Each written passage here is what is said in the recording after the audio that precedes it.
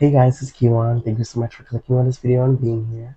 I appreciate it so much. And in today's video, we're going to be talking about my spiritual interpretation of Toy Story and the toys as symbols for spirit guides. So let's get right into it. And I just want to note that this is my spiritual interpretation of Toy Story, not an official explanation from Pixar. Spoiler warning if you haven't watched any of the Toy Story films. Now, the toys always remain toys around humans. They would, as soon as they would see a human or noticed that a human was coming, they would go into toy mode. But in the fifth movie, something that happened just stuck with me. So it was when all of the buzzes, like in the fifth movie, were approaching that human, and then they just instantly froze.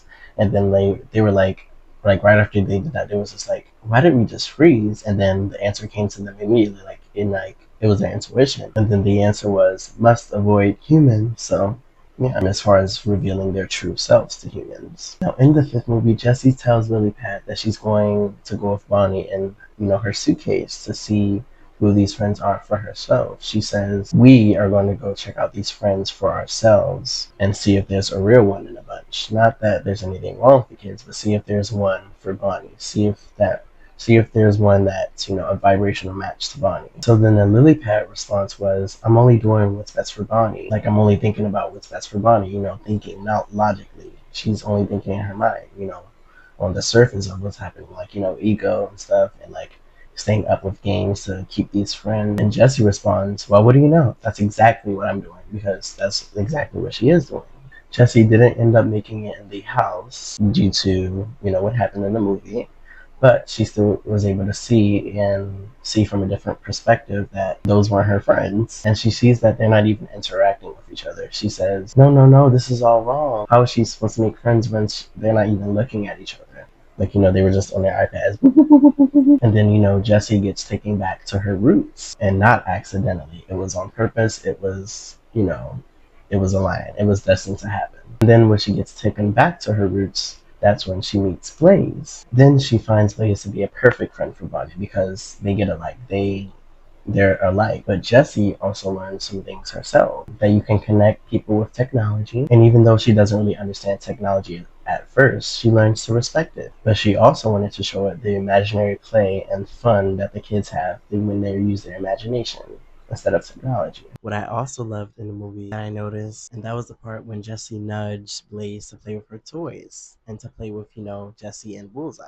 I just love that you little likes. I feel like our spirit guides do that a lot in our lives. So yeah. Then as Lilypad keeps trying to do things for Bonnie for her ego, it begins to really take an emotional letdown for Bonnie, and Lilypad sees that. She sees how this all is affecting her emotionally. Then the movie reminds us that we don't have to change ourselves for anyone else. They're just not meant for us. And the people that are meant for us will eventually find us along the way. Then, as the lily pad recognizes these emotions from Bonnie, she really doesn't feel like she serves a greater purpose for Bonnie's life anymore. So she begins to create distance between itself and Bonnie by putting itself on a moving truck. And then Jessie also discovers that Emily was a bigger part of her life than she knew. Emily, which is Jessie's first kid in the second movie, when she grew up, she named her daughter Jessie. That creates a bittersweet moment for Jessie and a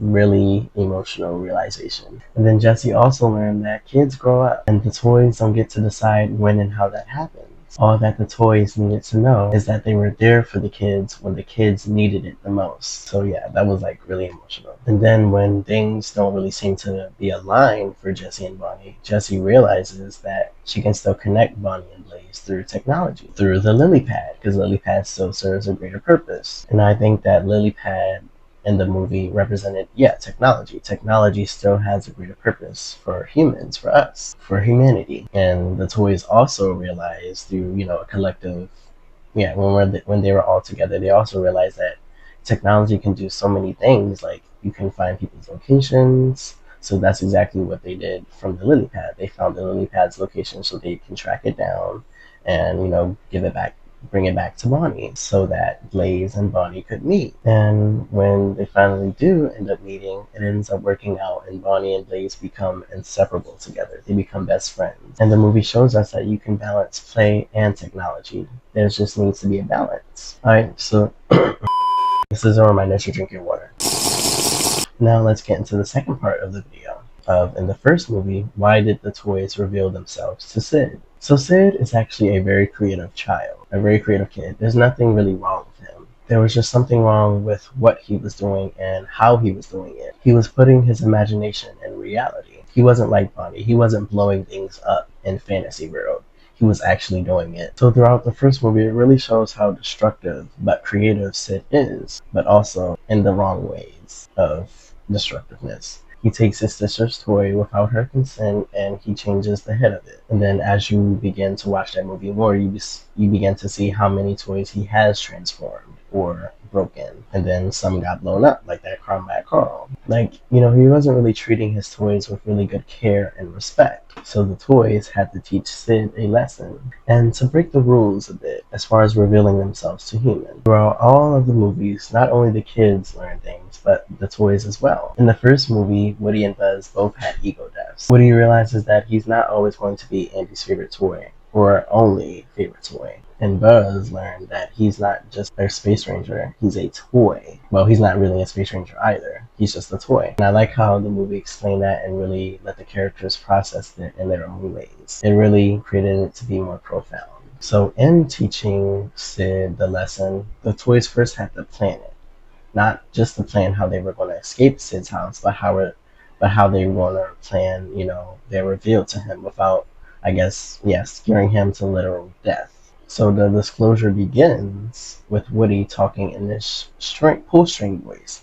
He begins manipulating it, actually talking like himself, but still staying still. But he's just, talking in this pull string voice. And Woody basically tells Sid in his own words, from now on, you must take good care of your toy. Because if you don't, we will find out, Sid, spirit guide. We toys, spirit guides, can see everything. And, he did this like, it wasn't really creepy. It depends how you see it, but how us humans would see it, it's like, creepy as him turning his head all around. But he was doing that to show that, we see everything. And then he revealed himself and with a bold, so plain, nice. And then Sid, just freaked out, but he didn't die. They didn't really scare him to where he would, literally be in, they did it in a way where it wouldn't scare his nervous system too much. So yeah, it did probably traumatize him, but I sure know that Sid wouldn't mistreat another toy again. That's for damn sure.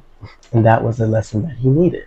Because it wasn't just about mistreating toys. It's like that moment in the first movie was a wake-up call, not just for Sid, but for us as viewers. It's not really about a scary rule. It's about respect, right? The toys are alive in a way that mirrors our imagination into reality and how it shapes reality. But they also reflect this delicate balance. How we treat things and what we bring into the world matters. So yeah, it is like a warning. Like he did warn Sid, but he was also guiding Sid and us in a way to be more mindful of how we imagine and create. And when we as humans evolve, our spirit guides evolve. For example, when we grow up, we begin knowing more. So our spirit guides can change form or change their own knowledge too. And they can help us with the things that we need in that moment. Woody, Jesse, Buzz, Bo Peep, a lot of the other toys learned a lot of things along the way of being a toy. And for example, Jessie, it was understanding that she had a bigger purpose in Emily's life than she thought she had. But she needed to know that she didn't need to control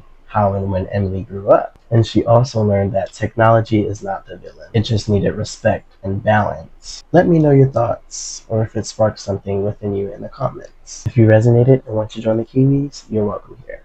Thank you guys so much for watching. I appreciate it so much, and stay tuned.